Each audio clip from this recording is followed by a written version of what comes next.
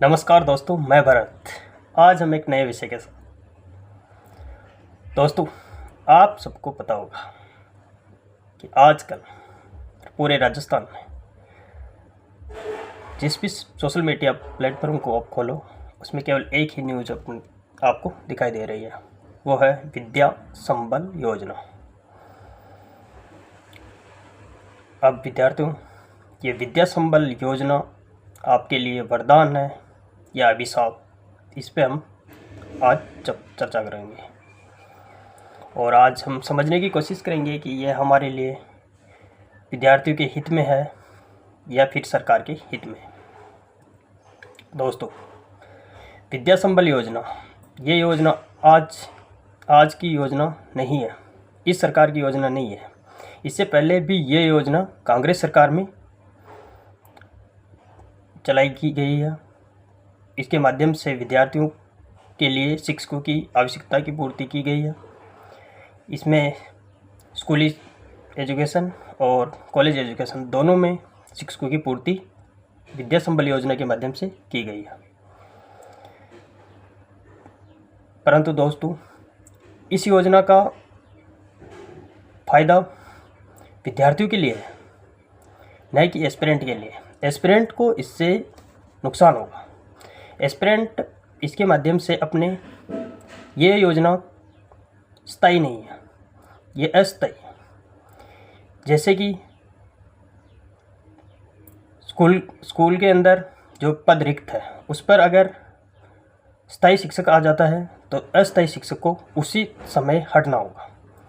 तो दोस्तों, ये आपके लिए 1 साल, 2 साल या कुछ महीने भी इस योजना के माध्यम से आप काम कर सकते हो। इसके अलावा इस योजना में जो मानदेय बोल दो आप या फिर आप सैलरी बोल दो, वो भी आपके का जो काम करने का जो समय रहेगा उसके अकॉर्डिंग ही आपको दिया जाएगा। अगर आप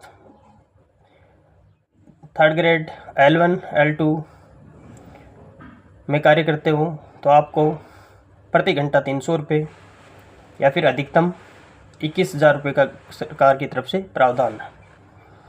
इसके अलावा अगर आप वरिष्ठ अध्यापक में कार्य करते हो तो 300 रुपये प्रति घंटा या अधिकतम 25,000 रुपये देने का प्रावधान है। अगर आप स्कूल व्याख्याता के रूप में कार्य करते हो तो 400 रुपये प्रति घंटा या फिर अधिकतम 30,000 रुपये तक देने का प्रावधान है। ये तो हमारे स्कूली शिक्षा की बात है। इसके अलावा अगर आप कॉलेज एजुकेशन में कार्य करते हो तो वहाँ पर दोस्तों 45,000 और 60,000 का उसमें वर्णन किया गया है, पर वहाँ पर आपको आपकी योग्यता के अकॉर्डिंग लिया जाएगा। ये तो हुई विद्या संबल योजना की जो उसका योजना का जो प्रारूप आया है, अभी उसकी विज्ञप्ति मान लो, एक तरफ से विज्ञप्ति आई है, उसमें ये दिया गया है कि आपको कितना काम करना पड़ेगा, आपको कितना मानदेय या उसकी जो सैलरी मिलेगी वो कितनी मिलेगी। पर दोस्तों, इसमें बहुत सारे लड़कों के अपने आप में ये एक प्रश्न उठ रहे हैं कि क्या या इस प्रकार से पद भरे जाना सही है या गलत। तो दोस्तों, ये एक अस्थायी भर्ती है, इसको लेकर आप ज़्यादा सीरियस ना हो। और ये स्थायी भर्तियाँ जो चल रही है वो अपने समय अनुसार चलती रहेगी। जैसे कि अभी स्कूल व्याख्याता की हो गई, वरिष्ठ अध्यापक हो गई, अभी जो तृतीय श्रेणी अध्यापक भर्ती आने वाली है, वो भर्ती पर इसका कोई प्रभाव नहीं पड़ने वाला दोस्तों। इसलिए आप जो तैयारी कर रहे हैं एस्पिरेंट, वो इस भर्ती में अपना समय खराब ना करें, वो अपनी तैयारी लगातार जारी रखें। या फिर ऐसे एस्पिरेंट है जो गांव से तैयारी कर रहे हैं या फिर ऐसी जगह से तैयारी कर रहे हैं जहां पर आप अपने 1-2 घंटा निकाल सकते हो।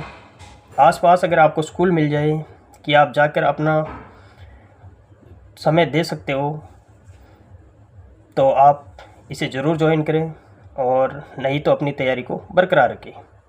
क्योंकि दोस्तों भर्तियाँ रेगुलर चलती रहेगी, भर्तियों का इन पर कोई प्रभाव नहीं पड़ेगा।